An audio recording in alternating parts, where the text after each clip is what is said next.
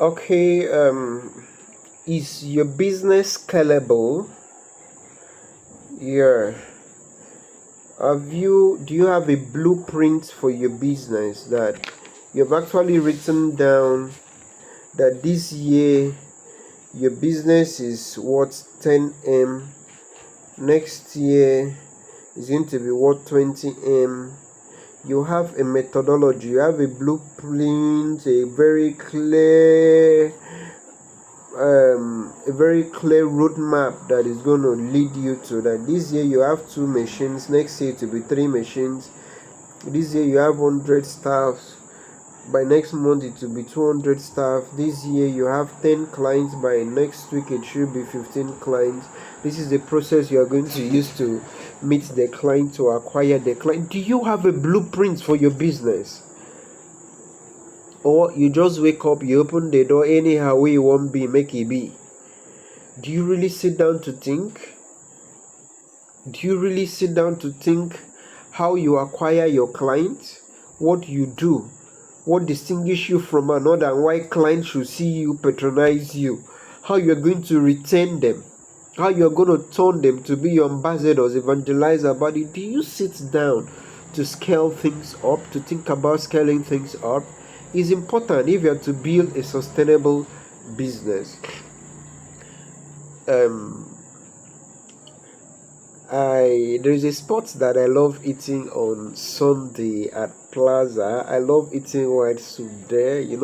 As a single man, we patronize most of the Buka eateries restaurant in town. So there's a spot I love eating on Sunday at Plaza, and I think that's my favorite. I only go there on Sunday. I don't go there other days. Yeah, I go there to eat white soup on Sunday morning. So this last Sunday, I was just sitting down and thinking, this guy is actually a man. He cooks amazingly, and he always have crowds, people with him.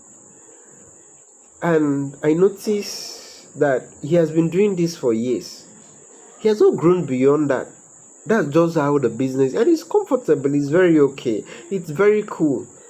So I was thinking, what if this guy decided to double up his workforce and then double up his output, and then look for a dispatch company in Uyo, in Akwa Ibom? Dispatch riders really work on Sundays, and I know that there is a need, especially for the single people. On Sundays is always difficult to eat, especially if you're somebody that doesn't cook like me at home.